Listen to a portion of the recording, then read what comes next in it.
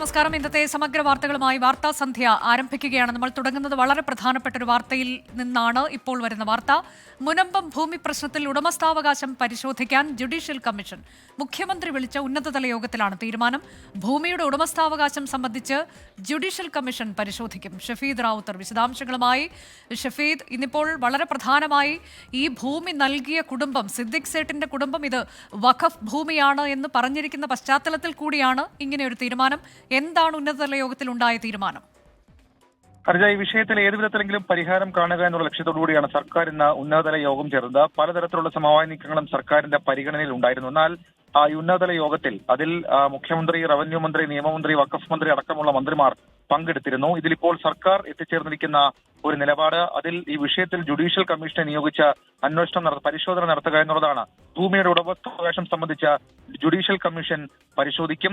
ഭൂമിയുടെ ഉടമസ്ഥർക്ക് റവന്യൂ അധികാരം നഷ്ടപ്പെട്ടത് എങ്ങനെയാണ് എന്നുള്ള കാര്യമാണ് പ്രധാനമായും പരിശോധിക്കുക. ഈ വഖഫ് ബോർഡ് 2019 ബ്രൂക്ക് കോളേജ് മാനേജ്മെന്റ് വിൽപ്പന നടത്തിയ മുനമ്പത്തെ ഭൂമി വഖഫ് ഭൂമിയാണെന്ന് വ്യക്തമാക്കി വഖഫ് രജിസ്റ്ററിൽ ചേർത്തിരുന്നു. സബ് രജിസ്ട്രാർ ഓഫീസിൽ ഇക്കാര്യം രേഖപ്പെടുത്തുകയും ചെയ്തു. പിന്നാലെയാണ് ഈ വിഷയത്തിൽ വീണ്ടും ഒരു വിവാദം ഉണ്ടാവുകയും ആ വിഷയം വലിയ സമരപ്രക്ഷോഭ പരിപാടികളിലേക്ക് അടക്കം പോവുകയും ചെയ്തിട്ടുള്ളത്. സർക്കാരിനെ സംബന്ധിച്ച് ഇതിൽ പരിഹാരം കാണുന്നത് അടിയന്തരമായ ഒരു സാഹചര്യത്തിലേക്ക് കാര്യങ്ങൾ പോയെങ്കിലും എങ്ങനെ ഇക്കാര്യത്തിൽ ഒരു പ്രശ്നപരിഹാരം എന്നുള്ള കാര്യത്തിൽ വലിയ ആശങ്കയുണ്ടായിരുന്നു. പക്ഷേ ഇപ്പോൾ ഈ ജുഡീഷ്യൽ കമ്മീഷൻ ഇതിൽ അന്വേഷണം, നമുക്കറിയാം 2009 സമാനമായ ഒരു അന്വേഷണ കമ്മീഷൻ വരികയും അന്വേഷണത്തിൽ റിപ്പോർട്ട് സമർപ്പിക്കുകയും ചെയ്തിരുന്നു.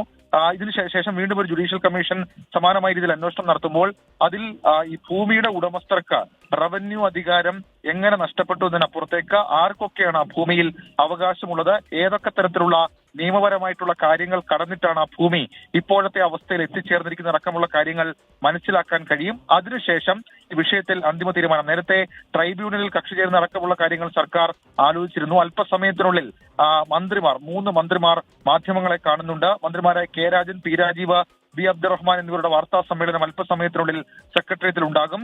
അതിൽ കൂടുതൽ വിവരങ്ങൾ ഉന്നതതല യോഗത്തിൽ എന്തൊക്കെ പരിഗണനയ്ക്ക് വന്നു. ഇന്നലെ റവന്യൂ വകുപ്പ് ഇതുമായി ബന്ധപ്പെട്ട് വളരെ വിശദമായ ചില പരിശോധനകളും യോഗങ്ങളും ഒക്കെ നടത്തിയിരുന്നു.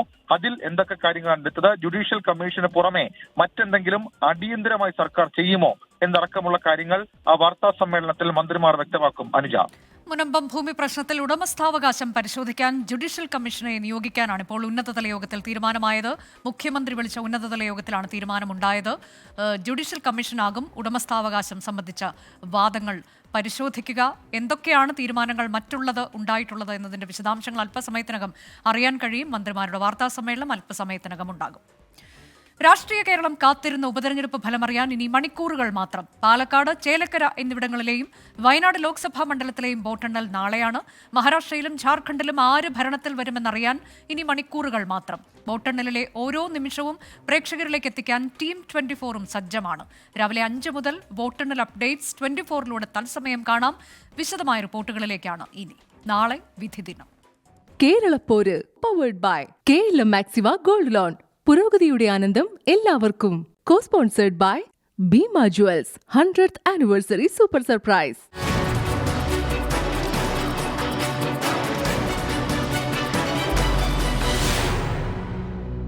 വിവിധയിടങ്ങളിൽ നിന്ന് ഞങ്ങളുടെ പ്രതിനിധികൾ തത്സമയം ചേരും. ആദ്യം പാലക്കാട്ടേക്കാണ്. പ്രവചനാതീതമാണ് പാലക്കാട്ടെ തെരഞ്ഞെടുപ്പ് ഫലം. ശക്തമായ ത്രികോണ മത്സരം നടന്ന മണ്ഡലത്തിൽ വോട്ടെടുപ്പ് കഴിഞ്ഞപ്പോൾ കണക്കുകളിൽ മുന്നണികൾക്ക് ഒരുപോലെ നെഞ്ചിടിപ്പേറുകയാണ്. ആർ ശ്രീജിത്ത്, തനേഷ് തമ്പി, പ്രജിൻ സി കണ്ണൻ എന്നിവർ തത്സമയ വിവരങ്ങളുമായി. ആദ്യം ആർ ശ്രീജിത്തിലേക്ക്. ശ്രീജിത്ത്, ഇക്കുറി നമുക്കറിയാം ശക്തമായ ത്രികോണ പോരാട്ടം നടക്കുകയാണ്. പാലക്കാട് ഈ കഴിഞ്ഞ കാലയളവിൽ ഒന്നും കാണാത്ത തരത്തിലേക്ക് ശക്തമായ ഒരു പ്രചാരണ കാലയളവ്, പല വിവാദങ്ങൾ. അത് തെരഞ്ഞെടുപ്പ് പ്രഖ്യാപിച്ച അന്ന് മുതൽ പ്രചാരണം അവസാനിക്കുന്ന അന്ന് വരെ ഓരോ പുതിയ വിവാദമുണ്ടാകുന്നത് നമ്മൾ കണ്ടതാണ്. ഇക്കുറി LDF ക്യാമ്പിന്റെ പ്രതീക്ഷ എന്താണ്?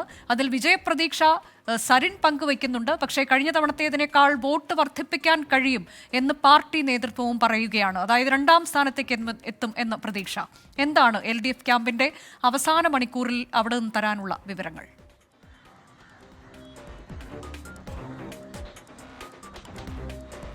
അനുജ, വോട്ടെടുപ്പിന് ഇനി മണിക്കൂറുകൾ ബാക്കി നിൽക്കുമ്പോഴും LDF ക്യാമ്പിൽ വലിയ പ്രതീക്ഷയുണ്ട്. ഈ LDFിൻ്റെ പാലക്കാട് ഉപതെരഞ്ഞെടുപ്പിലെ പ്രകടനത്തെപ്പറ്റി അനുജ സൂചിപ്പിച്ച പോലെ വിജയപ്രതീക്ഷ, ഒരു അമിതമായ പ്രതീക്ഷ വെച്ചു പുലർത്തുന്നില്ല CPI നേതൃത്വം. എന്നാൽ സ്ഥാനാർത്ഥി ഡോക്ടർ പി സരിൻ വിജയിക്കുമെന്ന ഉറച്ച വിശ്വാസത്തിലാണ്. അദ്ദേഹം 50,000-ൽ പരം വോട്ടുകൾ എന്തായാലും സമാഹരിക്കും, അത് വിജയത്തിലേക്ക് എത്താൻ സഹായകരമാകുമെന്ന വിശ്വാസത്തിലാണ് ഡോക്ടർ പി സരിനുള്ളത്. എന്നാൽ CPM നേതൃത്വം 2ാം സ്ഥാനം ഉറപ്പിച്ച് ഉള്ള നീക്കമാണ് നടത്തുന്നത്. എന്നാൽ ഒരു അട്ടിമറി വിജയം ഉണ്ടായാൽ അത്ഭുതപ്പെടാനില്ല എന്നും അവർ കരുതുന്നു. 2019 ലോക്സഭാ തെരഞ്ഞെടുപ്പിൽ പാലക്കാട് നിയമസഭാ മണ്ഡലത്തിൽ MP രാജേഷ് നേടിയ 44,000 വോട്ടാണ് ഇവിടെ സമീപകാലത്ത് LDFിൻ്റെ ഏറ്റവും മികച്ച പ്രകടനം. ആ പ്രകടനത്തോളം എത്തുന്ന, അല്ലെങ്കിൽ അതിനെ കവച്ചു വെക്കുന്ന ഒരു പ്രകടനം ഈ പാലക്കാട് ഉപതെരഞ്ഞെടുപ്പിൽ കാഴ്ചവെക്കാൻ കഴിയും എന്ന പ്രതീക്ഷയാണ് LDF നേതൃത്വം, CPI നേതൃത്വം പ്രകടിപ്പിക്കുന്നത്. എന്നാൽ സ്ഥാനാർത്ഥിയാകട്ടെ വിജയപ്രതീക്ഷ പുലർത്തുന്നുണ്ട്. ഇവിടെ ഏറ്റവും പ്രധാനമായി നമ്മൾ ചൂണ്ടിക്കാണിക്കേണ്ടത് നഗരസഭാ മേഖലയിൽ CPMന് വലിയ തോതിൽ സ്വാധീനമില്ല. നഗരസഭയ്ക്ക് പുറത്തുള്ള 3 പഞ്ചായത്തുകളിലാണ് CPMന്റെ സ്വാധീനം ഏറ്റവും കൂടുതലുള്ളത്. അതിൽ തന്നെ ഏറ്റവും കൂടുതൽ സ്വാധീനം കണ്ണാടി പഞ്ചായത്തിലാണ്. കണ്ണാടി പഞ്ചായത്തിൽ ഒരു മികച്ച ലീഡ് നേടി വന്നാൽ നല്ലൊരു വോട്ട് ശതമാനത്തിലേക്ക് എത്താൻ കഴിയുമെന്ന് CPM കരുതുന്നു. മാത്തൂരിലും കണ്ണാടി പഞ്ചായത്തിലുമാണ് CPM ഏറ്റവും കൂടുതൽ പ്രതീക്ഷ വെക്കുന്നത്. പിരായിരി പഞ്ചായത്തിൽ നിന്നും ഗണ്യമായ വോട്ട് നേടാൻ കഴിയുമെന്നും CPM കരുതുന്നു. എന്തായാലും കണ്ണാടി പഞ്ചായത്ത് അടക്കമുള്ളവയെ ലക്ഷ്യം വെച്ചാണ് CPMന്റെ പ്രതീക്ഷ നടത്തിയും. നഗരസഭയിൽ നല്ലൊരു വിഭാഗം ഇത്തവണ BJPയിൽ നിന്നടക്കം വോട്ട് ചോർന്ന് തങ്ങൾക്ക് ലഭിക്കും. ഒപ്പം കോൺഗ്രസിന്റെ അസംതൃപ്തിയുടെ വോട്ടും തങ്ങൾക്ക് ലഭിക്കുമെന്ന പ്രതീക്ഷയാണ് CPM നേതൃത്വം പ്രകടിപ്പിക്കുന്നത്. അങ്ങനെയാണ് 2ാം സ്ഥാനത്തേക്കും ഒരുപക്ഷെ അട്ടിമറിയിലൂടെ 1ാം സ്ഥാനത്തേക്കും വരാമെന്ന പ്രതീക്ഷ CPM നേതൃത്വവും ഡോക്ടർ പി സരിൻ സ്ഥാനാർത്ഥിയും വെച്ചു പുലർത്തുന്നത്. അതെ, ഇനി നമ്മൾ പോകുന്നത് UDF ക്യാമ്പിലേക്ക്. തനേഷ് തമ്പി ഏറ്റവും പുതിയ വിവരങ്ങളുമായി. തനേഷ്, UDF ക്യാമ്പിൽ നമുക്കറിയാം ഈ പോളിംഗ് കഴിഞ്ഞതിന് ശേഷം ഇപ്പോൾ കണക്കുകൂട്ടലുകളൊക്കെ കഴിഞ്ഞ് അവർ പറയുന്നത് 8,000 മുതൽ 15,000 വോട്ടിന്റെ ഭൂരിപക്ഷത്തിലുള്ള വിജയം എന്നുള്ളതാണ്. ഈ വിവാദങ്ങൾ ഒന്നും ബാധിക്കില്ല, പകരം ശക്തമായ ഭരണവിരുദ്ധ വികാരം, പാലക്കാട്ടെ കർഷകരുടേതുൾപ്പെടെയുള്ള പ്രശ്നങ്ങൾ, ഇതെല്ലാം തങ്ങൾക്ക് തുണയാകും എന്നുള്ള പ്രതീക്ഷയിലാണോ? ഇവിടെ സ്ഥാനാർത്ഥി ഭൂരിപക്ഷം പറയാൻ തയ്യാറായിട്ടില്ല എന്നുള്ളതും ശ്രദ്ധേയമാണ്. ഏതായാലും UDF ക്യാമ്പിന്റെ അവസാന മണിക്കൂർ പ്രതീക്ഷ. അനുജ, ഏറ്റവും അധികം പ്രതിസന്ധികളിലൂടെ കടന്നുപോയ ഒരു ഉപതെരഞ്ഞെടുപ്പാണ് UDFിനെ സംബന്ധിച്ചിടത്തോളം പാലക്കാട്ടേത്. അതുകൊണ്ട് തന്നെ പല വിവാദങ്ങളും ഉയർന്നപ്പോൾ അതിൻ്റെയൊക്കെ മുന നീണ്ടത് UDFിലേക്കായിരുന്നു. പക്ഷേ അതൊന്നും തങ്ങളെ ഏശിയിട്ടില്ല എന്നുള്ള ഒരു നിലപാടിലാണ് ഇപ്പോൾ UDF ക്യാമ്പ് ഉള്ളത്. വിജയം ആവർത്തിക്കും. മുൻപുണ്ടായിരുന്നതിനേക്കാൾ കൂടുതൽ വോട്ടിന് ഇവിടെ നിന്നും രാഹുൽ മാങ്കൂട്ടത്തിൽ വിജയിച്ച് കയറും എന്നുള്ള പ്രതീക്ഷ തന്നെയാണ് UDF ക്യാമ്പ് പങ്കുവെക്കുന്നത്. ഏറ്റവും കുറഞ്ഞത്, അതായത് ഏറ്റവും മോശം സാഹചര്യത്തിലും 5,000 വോട്ടിൻ്റെയെങ്കിലും കുറഞ്ഞ ഭൂരിപക്ഷം ഉറപ്പാക്കാൻ കഴിയും എന്നുള്ളതാണ് UDF ക്യാമ്പ് പറയുന്നത്. എന്നാൽ 8,000 മുതൽ 15,000 വരെ വോട്ടിൻ്റെ ഭൂരിപക്ഷം ഉറപ്പായും ലഭിക്കും എന്നാണ് പാർട്ടി കണ്ടെത്തിയിരിക്കുന്ന ഒരു കണക്ക്. അങ്ങനെയല്ല സംഭവിക്കുന്നത് എങ്കിൽ പോലും ഏറ്റവും കുറഞ്ഞാലും 5,000 വോട്ടിന് ജയിക്കും എന്നുള്ളതാണ്. അവർ ചൂണ്ടിക്കാണിക്കുന്ന പ്രധാനപ്പെട്ട കാര്യം, പിരായിരി പഞ്ചായത്തിൽ, തങ്ങളുടെ ശക്തിദുർഗമായ ആ പഞ്ചായത്തിൽ മികച്ച ഭൂരിപക്ഷം നേടാൻ UDFിന് സാധിക്കുമെന്നുള്ളതാണ് അവർ കണക്ക് കൂട്ടുന്നത്. ഒപ്പം തന്നെ CPIന് സ്വാധീനമുള്ളതാണെങ്കിലും കണ്ണാടിയിലും മാത്തൂരിലുമൊക്കെ മികച്ച വോട്ട് ഷെയർ വർദ്ധിപ്പിക്കാൻ സാധിക്കും. അതായത് മികച്ച രീതിയിൽ മുന്നേറ്റം ഉണ്ടാക്കാൻ കഴിയും, LDFിന് ഏതാണ്ട് ഒപ്പം എത്താൻ തന്നെ കഴിയുമെന്നുള്ളത് അവർ പ്രതീക്ഷിക്കുന്നുണ്ട്. നഗരസഭാ മേഖലകളിലും കഴിഞ്ഞ തവണ ഉണ്ടായിരുന്ന അതേ ആധിപത്യം നിലനിർത്താൻ കഴിയും എന്നുള്ള പ്രതീക്ഷയും അവർ പങ്കുവെക്കുന്നു. അങ്ങനെ നോക്കുമ്പോൾ ഈ പറഞ്ഞതുപോലെ വിജയം ഉറപ്പാണ് എന്നുള്ളതാണ്. അപ്പോഴും ഏറ്റവും അധികം നെഞ്ചെടുപ്പ്, ഈ വോട്ടിംഗ് ശതമാനം പൊതുവിൽ കുറഞ്ഞതിൽ ഏറ്റവും അധികം ചെങ്കെടുപ്പുള്ളതും UDFിന് തന്നെയാണ്. ഏറ്റവും അധികം പ്രതിസന്ധികൾ, നേരത്തെ സൂചിപ്പിച്ചതുപോലെ ഒട്ടേറെ വിവാദങ്ങൾ, അതിൽ നീല ബാഗിന് വിവാദമുണ്ടായിരുന്നു. ഏറ്റവും ഒടുവിൽ വന്ന LDFിൻ്റെ ഈ സന്ദീപ് വാര്യരുമായി ബന്ധപ്പെട്ട് ഉയർന്നു വന്ന വിവാദങ്ങൾ, സുപ്രഭാതം സിറാജ് പത്രങ്ങളിൽ വന്ന LDFിൻ്റെ പരസ്യം. പക്ഷേ ഇതെല്ലാം തങ്ങൾക്ക് അനുകൂലമായി അവസാനം ഭവിച്ചു എന്നുള്ളതാണ് UDF കണക്ക് കൂട്ടുന്നത്. അതുകൊണ്ട് തന്നെ വിജയത്തിൽ കുറഞ്ഞ ഒന്നും അവർ പ്രതീക്ഷിക്കുന്നില്ല.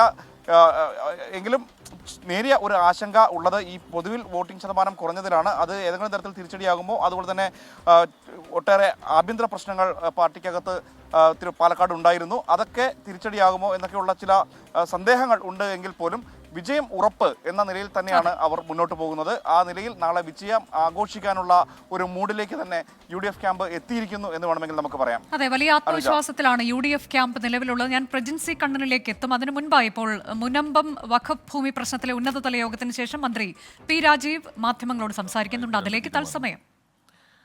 ഇപ്പോൾ വഖഫ് ബോർഡ് നോട്ടീസ് കൊടുത്തിട്ടുള്ള 12 നോട്ടീസ് കൊടുത്തിട്ടുണ്ട്. അപ്പോൾ ഈ യോഗം തന്നെ വഖഫ് ബോർഡിനോട് അഭ്യർത്ഥിച്ചു,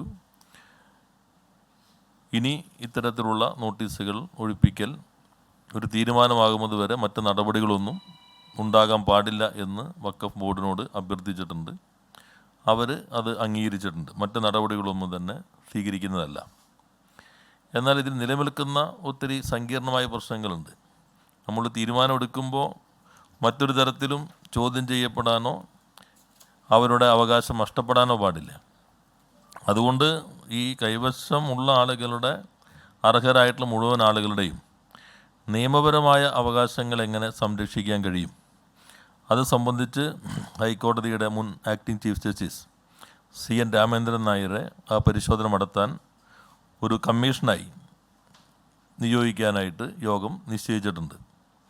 അദ്ദേഹത്തിന് ആവശ്യമായിട്ടുള്ള പിന്തുണ സംവിധാനങ്ങൾ ഇതിൻ്റെ ഭാഗമായി തന്നെ സർക്കാർ നൽകും. നാലാമത്തേത്, ഈ ടാക്സ് അടയ്ക്കാനായിട്ട് നേരത്തെ റവന്യൂ മന്ത്രിയും വഖഫ് മന്ത്രിയും അവിടുത്തെ MLAയുടെ സബ്മിഷൻ അടിസ്ഥാനത്തിൽ വിളിച്ചു ചേർത്ത യോഗത്തിൽ തീരുമാനിച്ചിരുന്നെങ്കിലും അത് കോടതിയിൽ ചോദ്യം ചെയ്യപ്പെടുകയും കോടതി അത് സ്റ്റേ ചെയ്യുകയും ചെയ്തിട്ടുണ്ട്. അപ്പോൾ അതിൽ ഗവൺമെൻറ് അതിനകത്ത് തുടർ നടപടികൾ സ്വീകരിക്കും. കോടതിയിൽ ആ സ്റ്റേ വെക്കേറ്റ് ചെയ്യുന്നതിനും അവർക്ക് നിയമപരമായി നേരത്തെ എടുത്ത തീരുമാനം നടപ്പിലാക്കാൻ സഹായകരമായിട്ടുള്ള ഒരു തുടർ നടപടികൾ സർക്കാർ കോടതിയുടെ മുൻപിൽ സ്വീകരിക്കും. ഇതാണ് ഇന്നത്തെ യോഗമെടുത്തിട്ടുള്ള പ്രധാനപ്പെട്ട തീരുമാനങ്ങൾ. അതിൻ്റെ അടിസ്ഥാനത്തിൽ അവരുമായും ചർച്ച ചെയ്യുന്നതായിരിക്കും. വളരെ പെട്ടെന്ന് 3 മാസത്തിനുള്ളിൽ ഈ കമ്മീഷൻ എല്ലാ നടപടികളും പൂർത്തീകരിക്കണം എന്നുള്ളതാണ് ഇപ്പോൾ കാണുന്ന ഭാഗം. സമയബന്ധിതമായി അത് പൂർത്തീകരിക്കണം. അതിനാവശ്യമായിട്ടുള്ള കമ്മീഷൻ ഏതെല്ലാം ഡിപ്പാർട്ട്മെൻറ്റുകളുടെ, ഏതെല്ലാം ഉദ്യോഗസ്ഥരുടെ, ഏതെല്ലാം സംവിധാനങ്ങളുടെ സഹായം ആവശ്യമാണെന്ന് നിഷ്കർഷിക്കുന്നുവോ അതെല്ലാം തന്നെ സമയബന്ധിതമായി സർക്കാർ ഉറപ്പുവരുത്തുന്നതായിരിക്കും.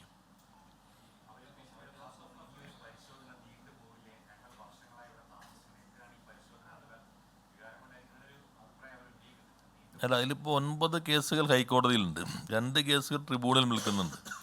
നമ്മളൊരു പ്രഖ്യാപനം നടത്തി നാളെ പുതിയൊരു പ്രശ്നം വന്നാൽ അവർ സ്വാഭാവികമായിട്ടും നേരെ അതിൻ്റെ പ്രത്യാഘാതങ്ങൾ അനുഭവിക്കേണ്ടി വരും. അതുകൊണ്ടാണ് ശാശ്വതമായൊരു പരിഹാരം, അർഹരായിട്ടുള്ള മുഴുവൻ കൈവശാവകാശക്കാരുടെയും നിയമപരമായിട്ടുള്ള അവകാശം സംരക്ഷിക്കാനുള്ള ശാശ്വതമായ പരിഹാരം. അതിപ്പോൾ നമുക്കൊരു യോഗത്തിലിരുന്നൊരു പ്രഖ്യാപനം നടത്തിയാൽ വീണ്ടും ചിലപ്പോൾ ഇവർ തന്നെ പ്രതിസന്ധിയിലായി എന്ന് വരും. അപ്പോൾ അവരുടെ താല്പര്യം സംരക്ഷിക്കാൻ ഏറ്റവും ഉചിതമായത് വളരെ ശരിയായൊരു അന്വേഷണത്തിൻ്റെ അടിസ്ഥാനത്തിൽ വേറെ പ്രശ്നങ്ങളൊന്നുമില്ലാത്ത ഒരു പരിഹാരമായിരിക്കും. അതിനാണ് വളരെ ഉയർന്ന ചുമതല വഹിച്ചിരുന്ന ഒരാളെ തന്നെ, ഹൈക്കോടതി ആക്ടിംഗ് ചീഫ് ജസ്റ്റിസായി ചുമതല വഹിച്ച ആളെ തന്നെ ഈ പരിശോധനയുടെ ഒരു എൻക്വയറി കമ്മീഷൻ ആക്ട് പ്രകാരം തന്നെ ചുമതലപ്പെടുത്താനായിട്ട് നിശ്ചയിച്ചിട്ടുള്ളത്. ഇപ്പോൾ ഇത് വരുന്നവരൊരു തുടർ നടപടി ഉണ്ടാവില്ല. പുതിയ നോട്ടീസുകൾ കൊടുക്കില്ല, കൊടുത്ത നോട്ടീസുകൾ തുടർ നടപടികൾ ഉണ്ടാവില്ല. അത് ഗവൺമെൻറ് വഖഫ് ബോർഡിനോട് അഭ്യർത്ഥിച്ചു. കാരണം ഞങ്ങൾക്ക് വഖഫ് ബോർഡിനോട് ഡയറക്ഷൻ ഇതുള്ളൂ. വഖഫ് ബോർഡ് അത് അംഗീകരിച്ചു. തുടർ നടപടികളൊന്നും തന്നെ കൊടുത്ത നോട്ടീസിലുണ്ടാവില്ല. ഈ കൈവശാവകാശമുള്ള അവിടെ താമസിക്കുന്ന ആളുകളുടെ കാര്യങ്ങളിലെല്ലാം മറ്റു നോട്ടീസ് കൊടുക്കാനും ഇനി കഴിയുന്നില്ല ഈ തീരുമാനം വരുന്നത് വരെ.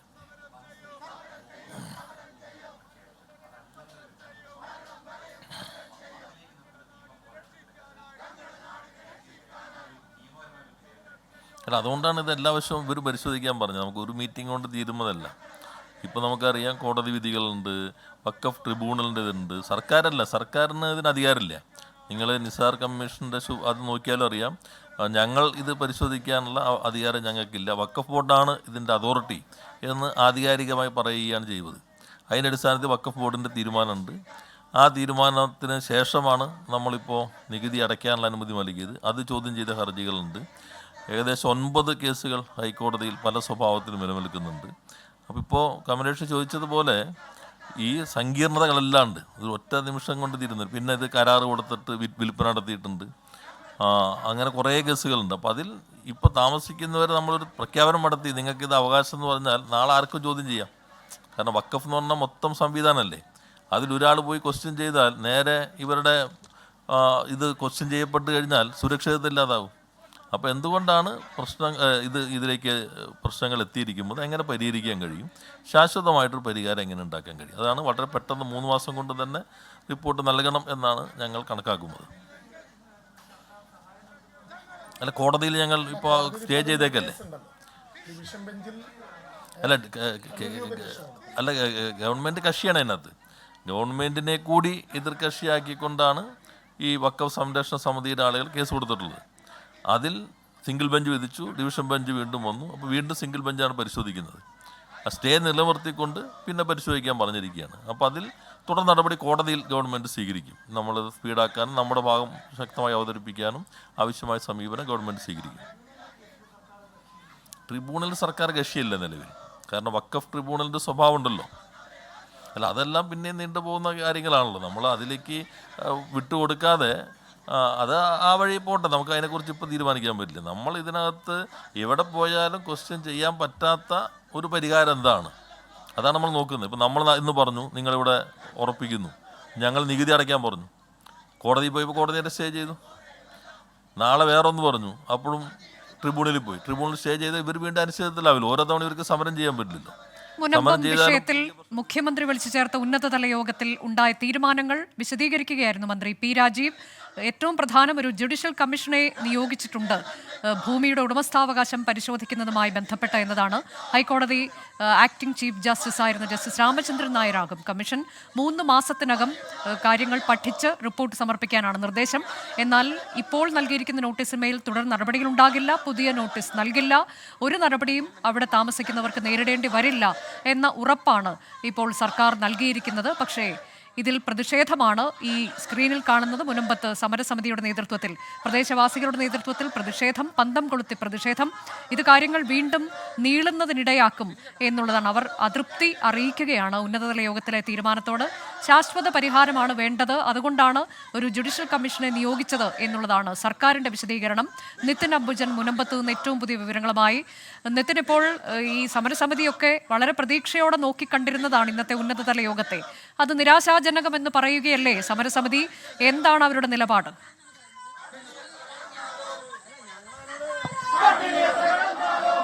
അനുജ, അത്തരത്തിൽ നിരാശാജനകമായാണ് ഈ ഒരു സർക്കാരിന്റെ തീരുമാനം ഉണ്ടായിരുന്ന പ്രതികരണമാണ് എന്തായാലും സമരസമിതി അംഗങ്ങളുടെ ഭാഗത്തും ഉണ്ടായിരിക്കുന്നത്. നിലവിലിപ്പോൾ മുനമ്പത്ത് പന്തം കൊളുത്തി പ്രകടനം നടത്തി അവരുടെ പ്രതിഷേധം അറിയിക്കുകയാണ്. സർക്കാരിന്റെ ഈ ഒരു ചർച്ചയിൽ ശാശ്വത പരിഹാരം ഉണ്ടാകുമെന്ന പ്രതീക്ഷയിലായിരുന്നു മുനമ്പത്തെ ആളുകൾ ഉണ്ടായിരുന്നത്. പക്ഷേ അങ്ങനെ ഉണ്ടായില്ല. നേരത്തെ 2007 നിസാർ കമ്മീഷൻ നിയോഗിച്ചിരുന്നു. അത് വീണ്ടും അനന്തമായി നീളുന്ന സാഹചര്യമുണ്ടായി.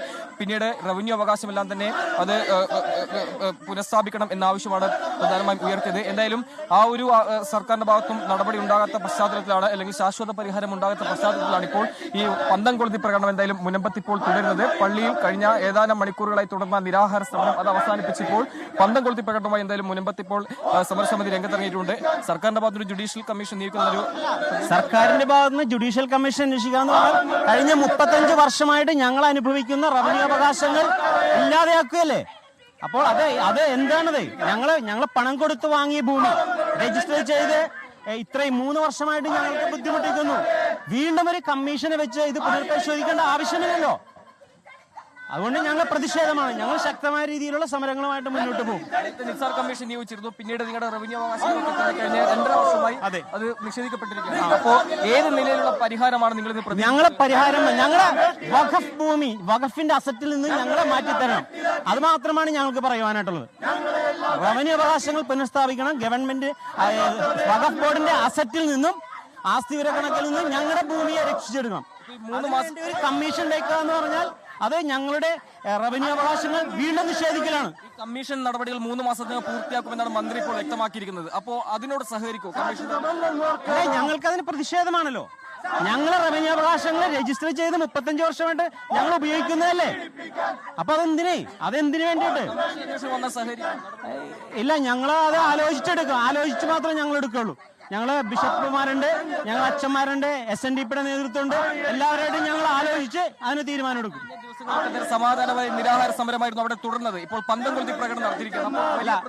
അത് ഇന്ന് ഞങ്ങൾ ഈ ജുഡീഷ്യൽ അന്വേഷണം എന്ന് പറയുന്നതിൽ ഞങ്ങൾക്ക് വളരെയധികം വിഷമമുണ്ട്.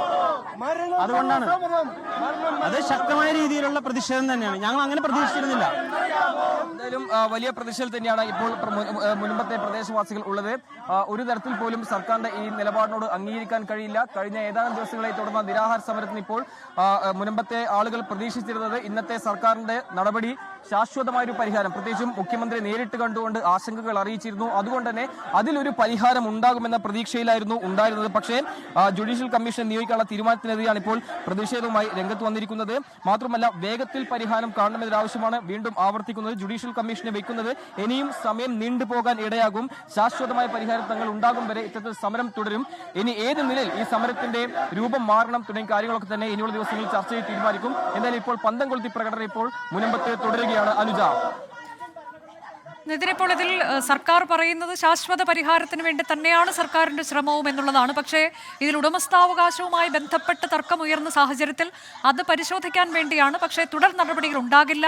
നിലവിൽ നോട്ടീസ് നൽകിയിരിക്കുന്നതിലും ഒഴിപ്പിക്കൽ പോലെയൊക്കെയുള്ള നടപടികളൊന്നും ഉണ്ടാകില്ല. അതുകൊണ്ട് തന്നെ പ്രദേശവാസികൾക്ക് ഒരാശങ്കയും വേണ്ട എന്ന് സർക്കാർ പറയുന്നതിനെ മുഖവിലക്കെടുക്കാൻ ഇവർ തയ്യാറാകുന്നില്ല, അല്ലേ?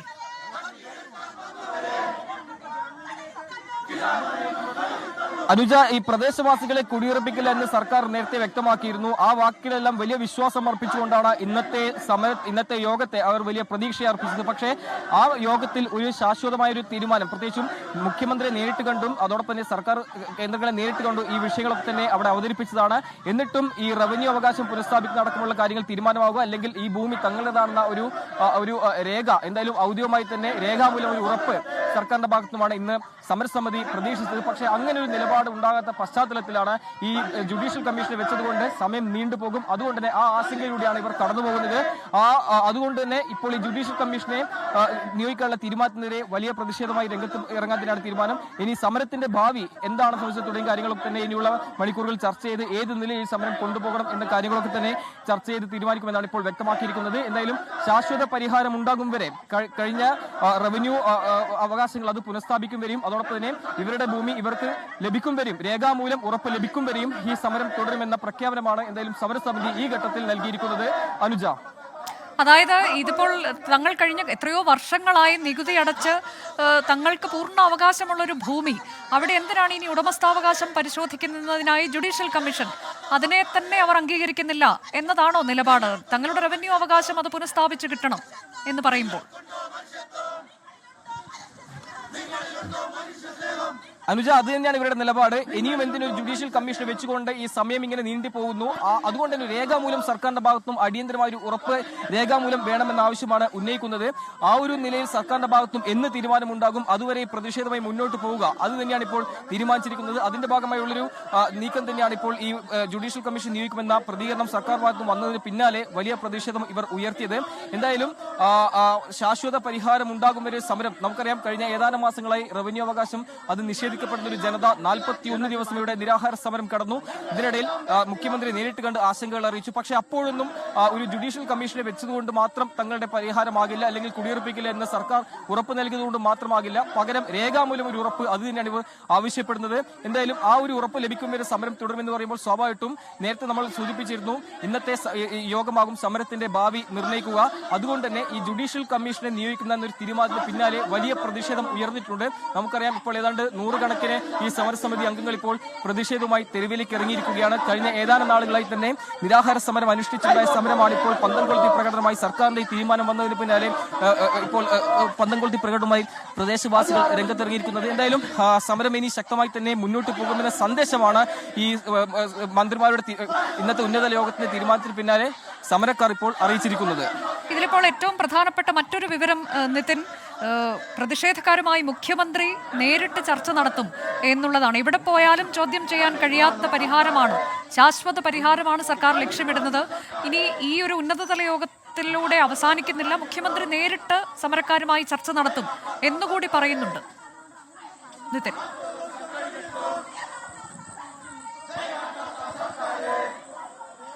അനുജ, പ്രധാനമായും സമരക്കാർ ഉന്നയിക്കുന്ന ആവശ്യം അത് തങ്ങൾക്ക് മാത്രമല്ല വരും തലമുറയ്ക്കും ഇത്തരത്തിൽ സമാധാനപരമായി ഇവിടെ തങ്ങളുടെ ഭൂമിയിൽ തന്നെ ജീവിക്കാനുള്ള അവകാശം, ആ ഒരു ഉറപ്പ് സർക്കാരിൽ നിന്ന് നൽകണമെന്നാണ്.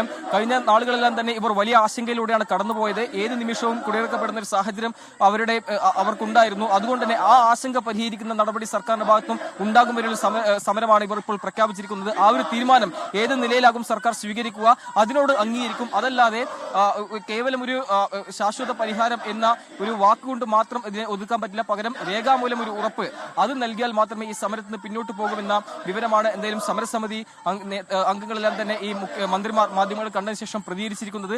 ഈ സമരസമിതിയുടെ നമുക്കറിയാം ജുഡീഷ്യൽ കമ്മീഷനെ നിയോഗിക്കുമെന്നതിന് വന്നതിന് പിന്നാലെയാണ് ഇത്തരത്തിൽ പന്തംകൊളുത്തി പ്രകടനമായി രംഗത്ത് വന്നിരിക്കുന്നത്. സ്വാഭാവികമായിട്ടും ഇപ്പോൾ ഈ സർക്കാരിന്റെ ഈ തീരുമാനത്തിനെതിരെ വലിയ രോക്ഷമാണ് ഇപ്പോൾ മുനമ്പത്ത് ഉയരുന്നത്. അതുകൊണ്ട് തന്നെ ഏത് നിലയിൽ സർക്കാർ ഇതിനെ സമവായത്തിലൂടെ കൊണ്ടുപോകാൻ പറ്റാൻ ഇനി അടുത്ത നടപടി എന്ത് സ്വീകരിക്കും എന്ന കാര്യമെല്ലാം തന്നെ ഇപ്പോൾ ഉയരുന്നുണ്ട്. സ്വാഭാവികമായിട്ടും സർക്കാരിന്റെ ഭാഗത്തും ഒരു തുടർ നടപടിയായി വിഷയത്തിലാണ് ഇപ്പോൾ മുഖ്യമന്ത്രിയുടെ നേതൃത്വത്തിൽ ഉന്നതതല യോഗം ചേർന്നത്. ആ യോഗത്തിൽ ഉണ്ടായ പ്രധാനപ്പെട്ട തീരുമാനം ഭൂമിയുടെ ഉടമസ്ഥാവകാശം പരിശോധിക്കുന്നതിന് ജുഡീഷ്യൽ കമ്മീഷനെ നിയോഗിക്കുക എന്നുള്ളതാണ്. 3 മാസത്തിനകം ഹൈക്കോടതി മുൻ ആക്ടിംഗ് ചീഫ് ജസ്റ്റിസ് ആയിരുന്ന രാമചന്ദ്രൻ നായരുടെ കമ്മീഷൻ ഇതിന്റെ ഉടമസ്ഥാവകാശം പരിശോധിച്ച് 3 മാസത്തിനകം റിപ്പോർട്ട് നൽകണം എന്നുള്ളതാണ്. പക്ഷേ ആ തീരുമാനത്തോട് യോജിക്കുന്നില്ല സമരസമിതി. അവർ പന്തം കൊളുത്തി പ്രകടനത്തിലാണ് മുനമ്പത്ത്. അതിന്റെ തത്സമയ ദൃശ്യങ്ങളാണ് പ്രേക്ഷകർക്ക് കാണാൻ കഴിയുന്നത്.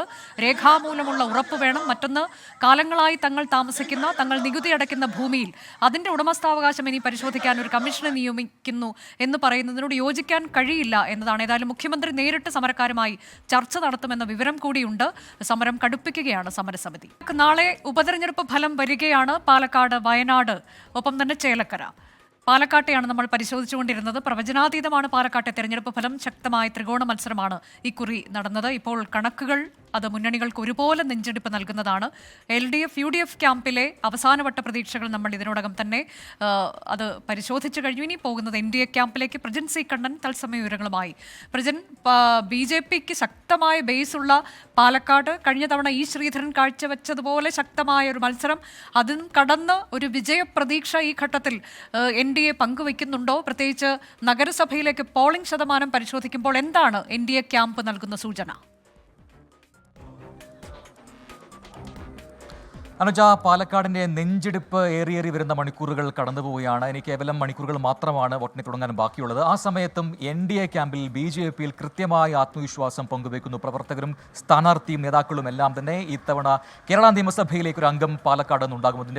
അയാളുടെ പേര് C കൃഷ്ണകുമാർ എന്നായിരിക്കുമെന്ന് ഒന്നടങ്കം NDA ക്യാമ്പ് പറയുന്നുണ്ട്. എന്തുകൊണ്ട് നമ്മൾ അങ്ങനെ പറയുന്നു എന്ന് അക്കമിട്ട് നിരത്തുന്നുണ്ട് ഇത്തവണത്തെ കണക്കുകൂട്ടലിലൂടെ ഈ സ്ഥാനാർത്ഥികളും പ്രവർത്തകരും എല്ലാം തന്നെ. കൃത്യമായി പറയുന്നു, ഇത്തവണ 2021 അപേക്ഷിച്ച് 3% പോളിംഗ് ശതമാനത്തിന് കുറവുണ്ട്. പക്ഷേ ആ കുറവ് LDFനെയും UDFനെയും ഒരുപോലെ അങ്കലാപ്പിലാക്കുന്നുണ്ടെങ്കിൽ NDAക്ക് അത്തരം പ്രശ്നങ്ങളില്ല, വലിയ ആത്മവിശ്വാസമുണ്ട്. എന്തുകൊണ്ട് എന്ന് ചോദിച്ചു കഴിഞ്ഞാൽ, നേരത്തെ അനുജ പറഞ്ഞതുപോലെ നഗരസഭാ പരിധി അത് BJPയുടെ ഒരു ശക്തി കേന്ദ്രമാണ്. അവിടെ ഇത്തവണ 5% പോളിംഗ് ശതമാനത്തിന് കൂടുതലുണ്ട് 2021 അപേക്ഷിച്ച്. ആ 71% വോട്ടുകളും പരമാവധി BJPക്ക് ലഭിക്കുമെന്ന് ഉറച്ചു കഴിഞ്ഞു BJP ക്യാമ്പും NDA ക്യാമ്പും.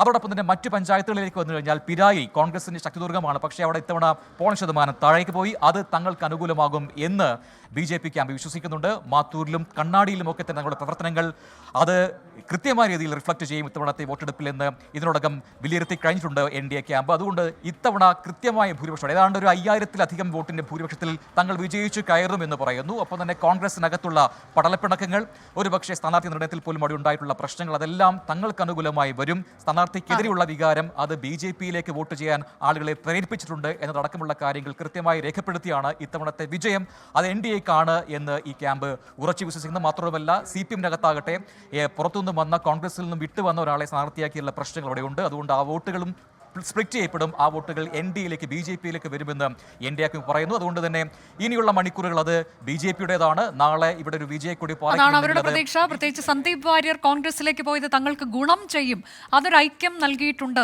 തങ്ങളുടെ ക്യാമ്പിൽ എന്നൊക്കെ അവിടെ നിന്ന് വിലയിരുത്തലുകൾ വരികയും ചെയ്യുന്നുണ്ട്. അതാണ് പാലക്കാട്ട് നിന്ന് 3 ക്യാമ്പുകളും വലിയ പ്രതീക്ഷയിലാണ്. LDFും വിജയപ്രതീക്ഷ പങ്കുവെക്കുന്നുണ്ട്. സ്ഥാനാർത്ഥി ഒരു കണക്ക് പറയുന്നുണ്ട്. എന്നാൽ കഴിഞ്ഞ തവണത്തേക്കാൾ വോട്ട് നില മെച്ചപ്പെടുത്തി 2ാം സ്ഥാനത്തേക്ക് എത്തും എന്നുള്ളതാണ് നേതൃത്വത്തിന്റെ പ്രതീക്ഷ. ഇനി നമ്മൾ പോകുന്നത് വയനാട്ടിലേക്ക്. ഉറച്ച കോട്ടയായി വയനാട്ടിൽ പ്രിയങ്ക ഗാന്ധിയുടെ ഭൂരിപക്ഷം മാത്രം നോക്കിയാൽ മതി എന്നാണ് എതിരാളികളോട് UDF പറയുന്നത്. ഭൂരിപക്ഷം കുറഞ്ഞാൽ UDFനും കഴിഞ്ഞ തവണത്തേതിനേക്കാൾ നില മെച്ചപ്പെടുത്തിയില്ലെങ്കിൽ LDFനും NDAയ്ക്കും തല താഴ്ത്തേണ്ടി വരും. ദീപക് ധർമ്മടം, സുർജിത്ത് അയ്യപ്പത്ത്, ഷഹദ് റഹ്മാൻ എന്നിവർ വിശദാംശങ്ങളുമായി. ആദ്യം ദീപക് ധർമ്മടത്തിലേക്ക്. UDF ക്യാമ്പിൽ നിന്നുള്ള വിവരങ്ങളുമായാണ് ദീപക് ധർമ്മടം തത്സമയം ചേരുന്നത്. Deepak, good evening. ഇപ്പോൾ പ്രിയങ്ക ഗാന്ധിയുടെ ഭൂരിപക്ഷം ഒരു ഘട്ടത്തിൽ 5 ലക്ഷത്തിന് മുകളിലും 6 ലക്ഷത്തിന് മുകളിലേക്ക് വരെ പോകുമെന്നൊക്കെയായിരുന്നു തുടക്കത്തിലെ പ്രതീക്ഷ.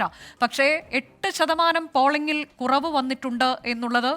എന്നാൽ ഭൂരിപക്ഷം നോക്കൂ, 4% മുകളിലേക്ക് വരും എന്നുള്ള പ്രതീക്ഷ. അങ്ങനെ ശുഭപ്രതീക്ഷയിൽ തന്നെയാണ് UDF ക്യാമ്പ്? അനുജ, വയനാടിന് പ്രിയങ്കരിയാണ് പ്രിയങ്ക എന്ന ഹാഷ്ടാഗുമായാണ് പ്രചാരണം UDF കൊഴുപ്പിച്ചത്. താരപ്രചാരകരെ ഇറക്കിയായിരുന്നു പ്രചാരണം. പക്ഷേ എന്നാൽ കണക്കുകൾ പറയുന്നത് പ്രിയങ്കയ്ക്ക് അത്ര അനുകൂലമല്ല വയനാടൻ ചുരത്തിലെ കാറ്റെന്നാണ്. കാരണം 64.71% വോട്ട് രേഖപ്പെടുത്തിയത്. നേരത്തെ 72.92%. അതായത് ശതമാന കണക്കുകളുടെ കുറവ് ഏറ്റവും കൂടുതൽ പ്രതികൂലമായി ബാധിക്കുക UDFനാണ് എന്ന സാമ്പ്രദായിക കണക്കുകൾ മാത്രമല്ല, നമ്മൾ പ്രാദേശികമായി മണ്ഡലം തലത്തിലുള്ള കണക്കുകളിലേക്ക് പോകുമ്പോൾ തന്നെ UDFൻ്റെ ശക്തി ദുർഗങ്ങളിൽ വോട്ട് ചോർച്ച ഉണ്ടായിട്ടുണ്ട്. വോട്ട് ചോർച്ച എന്നാൽ പോൾ ചെയ്യാതെ പോകുന്നു, വോട്ടേഴ്സ് പോളിംഗ് സ്റ്റേഷനിലേക്ക് എത്തിയില്ല. മാത്രവുമല്ല, വലിയൊരു താരപ്രചാരകരെ ഇറക്കിയുള്ള പാൻ ഇന്ത്യൻ കോൺസ്റ്റിറ്റ്യുവൻസി ഏതാണെന്ന് ചോദിച്ചാൽ വയനാടാണെന്ന് ഒറ്റ ശ്വാസത്തിൽ ഉത്തരം പറയാൻ പറ്റും. പക്ഷേ ആ മണ്ഡലത്തിൽ സാധാരണ ജനങ്ങൾ പോളിംഗ് സ്റ്റേഷനിലേക്ക് എത്താതെ പോയി എന്നുള്ളത് നമ്മൾ അന്ന് ബൂത്തുകളിലൂടെ വിവിധ ബൂത്തുകളിൽ യാത്ര ചെയ്യുമ്പോൾ മനസ്സിലായതാണ്. അത് സ്വാഭാവികമായും ഈ വിജയമുറപ്പാണ് പ്രിയങ്കയ്ക്ക്, ഒരു സംശയവുമില്ല, വിജയമുറപ്പാണ്. പക്ഷേ എന്നാൽ ഭൂരിപക്ഷം 5 ലക്ഷം കടക്കുമെന്ന പഴയ അവകാശവാദം UDFന് ഇപ്പോൾ ഉറച്ചു നിൽക്കാൻ പറ്റില്ല. പക്ഷേ പ്രിയങ്ക ഇത് മനസ്സിലാക്കി കാണുമെന്നാണ് തോന്നുന്നത്. കാരണം ഈ പോളിംഗ് ഡേയിലായിരുന്നു പ്രിയങ്ക നമുക്ക് ഒരല്പം സമയം നമ്മളോടൊപ്പം ചെലവഴിക്കുന്നത്, ചെറിയ ഇൻ്റർവ്യൂ 24-ന് അനുവദിച്ചത്. അതിൽ വളരെ കൃത്യമായ എൻ്റെ ചോദ്യം ഇതായിരുന്നു, അങ്ങ് സഹോദരനേക്കാൾ വലിയ ഭൂരിപക്ഷത്തിൽ വിജയിക്കുമെന്നാണല്ലോ അങ്ങയുടെ കോൺഗ്രസ് ക്യാമ്പ് പറയുന്നത് എന്നുള്ളതാണ്. അപ്പോൾ അവരുടെ മറുപടി വളരെ കൃത്യമായിരുന്നു, സ്പെസിഫിക് ആയിരുന്നു.